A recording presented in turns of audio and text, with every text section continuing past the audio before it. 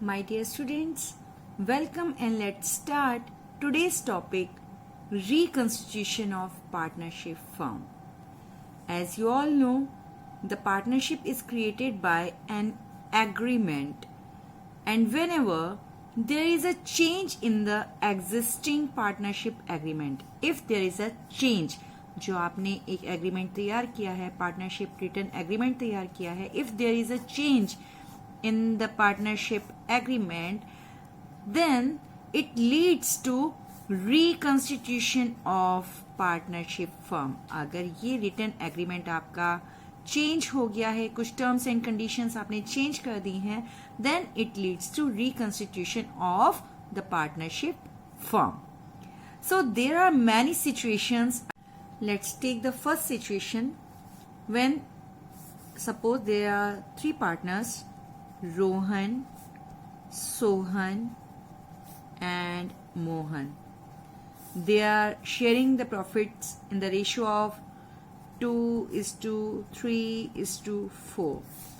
Now all of them decided the future profits to share the future profits in equal ratio. It means they want to change in their profit sharing ratio and they want to distribute profits in equal ratio, that is 1:1:1. अब ये क्या करा, इन्होंने पहले तो ये दूसरे ratio में डिस्ट्रीब्यूट करे थे अपने प्रॉफिट्स, अब ये चाह रहे हैं कि हम इक्वल रेशियो में अपने प्रॉफिट्स शेयर करें. Now this is a situation जब changes are required in partnership agreement, then it leads to reconstitution of partnership firm.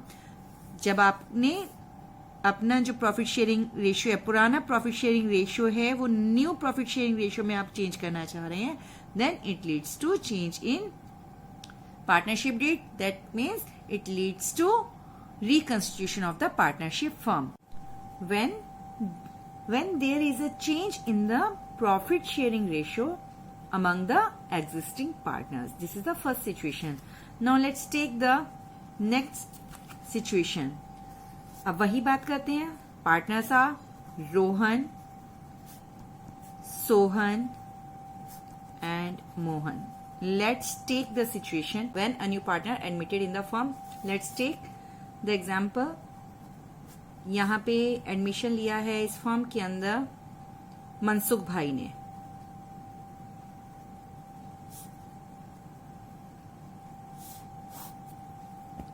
Okay, अब ये मनसुख भाई एक नए पार्टनर हैं इस फर्म के अंदर, रोहन, सोहन और मोहन के साथ. अब ये जो पहले थे पार्टनर्स, ये इक्वल रेशियो में प्रॉफिट शेयरिंग रेशियो थी इनकी, इक्वल रेशियो यानी 1:1:1. तीनों के तीनों इक्वल रेशियो में प्रॉफिट्स डिस्ट्रीब्यूट कर रहे थे. अब ये मनसुख भाई आ गए.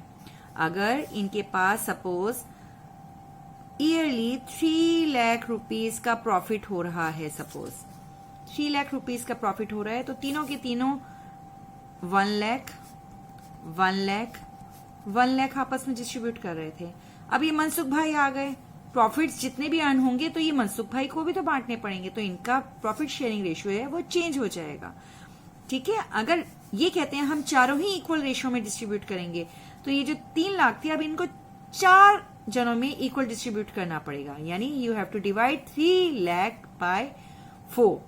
सो जो भी अमाउंट आएगा वो इन चारों में इक्वली डिस्ट्रीब्यूट हो जाएगा. तो यहाँ पे again profit sharing ratio change हुआ है, लेकिन किस वजह से चेंज हुआ है? क्योंकि there is a new partner admitted in the firm. So the situation to reconstitute of the firm is when a new partner admitted in the firm. Now take the next situation. वही example लेंगे, रोहन, सोहन और मोहन का. तीनों का profit sharing ratio था, और यहाँ पे अब हमारे साथ कौन ऐड हो गया था? मनसुख भाई. ठीक है, हमने सिचुएशन उसी को कंटिन्यू कर रहे हैं. ये तीनों पुराने पार्टनर्स थे, इसमें न्यू पार्टनर ऐड हो गया है. अब हमारी सिचुएशन चेंज हो रही है.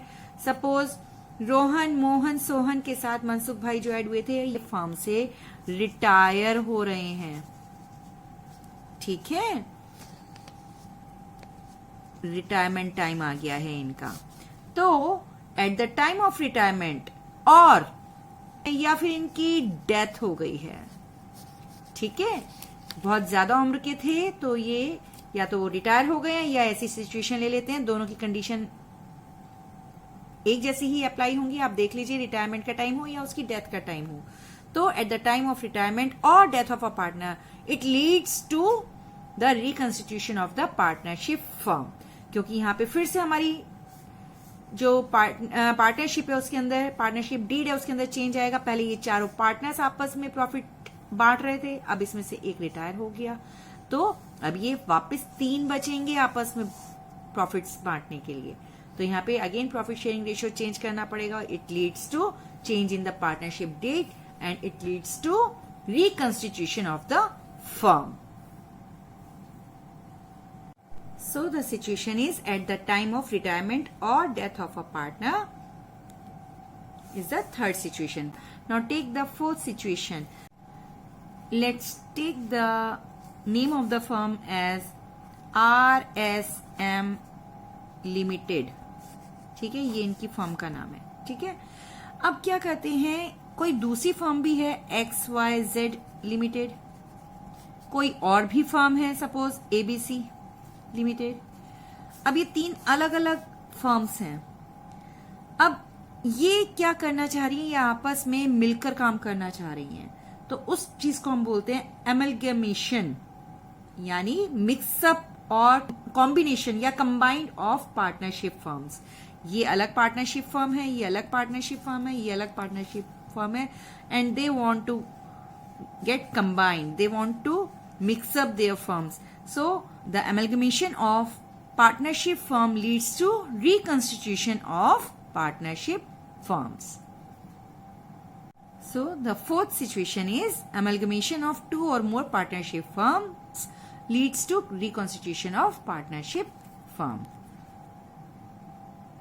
So dear students, in 4 points के साथ रिकंस्टिट्यूशन ऑफ फर्म्स आपका डिफाइन होता है। And so at the time of reconstitution of a firm the old और we can say previous partnership agreement comes to an end. जो पुरानी partnership होती है वो आपकी खत्म हो जाती है।